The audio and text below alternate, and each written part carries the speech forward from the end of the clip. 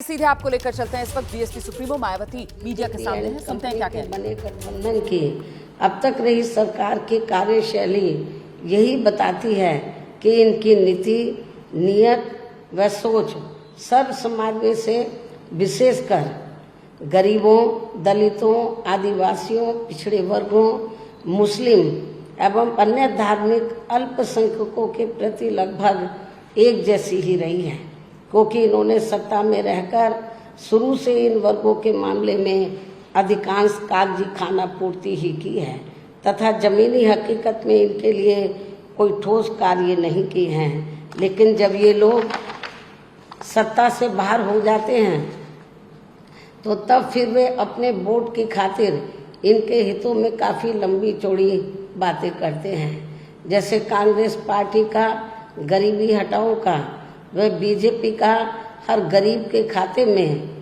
20 लाख रुपए पहुंचाने को लेकर कही गई ये बातें सत्ता में आने के बाद केवल हवाई व खोखली ही साबित होकर रह गई हैं, जिसकी खास वजह से ही बीएसपी ने सत्ताधारी गठबंधन व विपक्षी गठबंधन से ज़्यादातर अपनी दूरी ही बना के रखी है।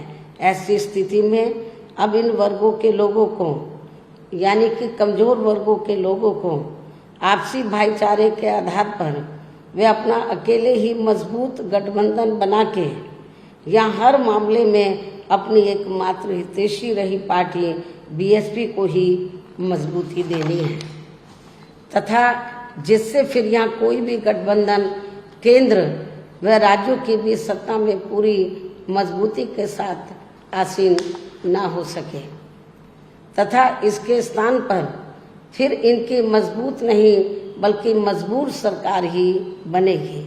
हमारी पार्टी का ये पूरा प्रयास होना चाहिए ताकि बीएसपी के सत्ता में ना आने की स्थिति में भी इन कमजोर वर्गों का, यानी कि दबे कुचले लोगों का ये लोग ज़्यादा शोषण ना कर सके।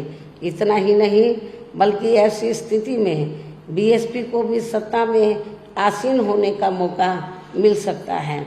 और जब तक हम लोग अकेले अपने बलबूते पर खड़े नहीं हो पाते हैं, इसलिए इन सब बातों को ध्यान में रखकर अब बीएसपी को लोकसभा चुनाव में व इससे पहले राजस्थान, मध्य प्रदेश, छत्तीसगढ़ व तेलंगाना आदि राज्यों में होने वाले विधानसभा चुनाव में भी अकेले ही चुनाव लड़कर अपनी पार्टी का बेहतर रिजल्ट लाना होगा। लेकिन बीएसपी पंजाब, हरियाणा आदि इन राज्यों में वहाँ की रीजनल पार्टियों के साथ मिलकर जरूर चुनाव लड़ सकती है, बशर्ते अब वर्तमान में उनका एनडीए व परिवर्तित किए गए यूपीए से भी कोई संबंध नहीं होना चाहिए।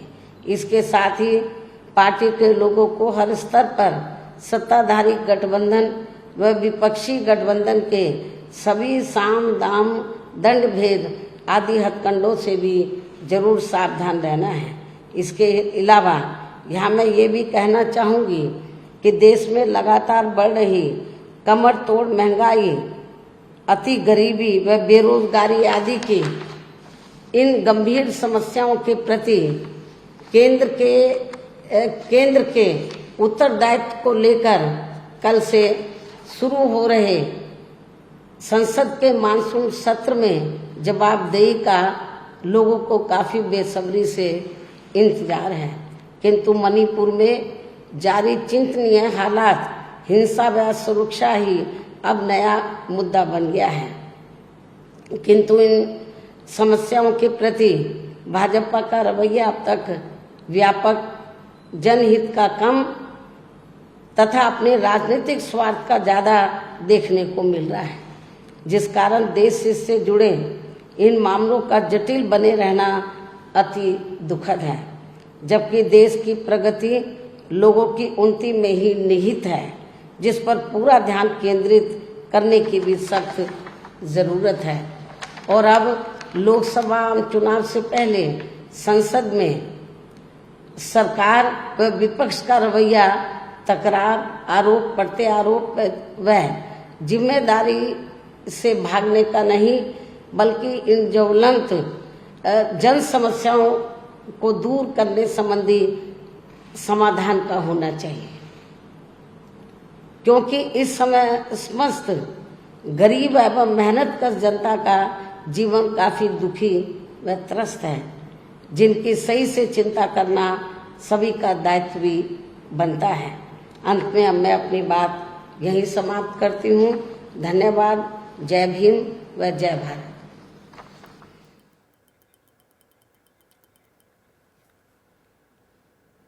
तो बीएसपी सुप्रीमो मायावती को आप सुन रहे थे। मायावती ने विपक्ष और सत्ताधारी पक्ष दोनों से समान दूरी बनाने की बात कर दी है। दोनों को ही कटघरे में खड़ा करते हुए मायावती कह रही हैं कि दोनों की तरफ से वादे खूब किए गए, लेकिन सब खोखले साबित हुए। विपक्ष के गठबंधन को जातिवादी दलों का गठबंधन मायावती की तरफ से करार दिया गया है।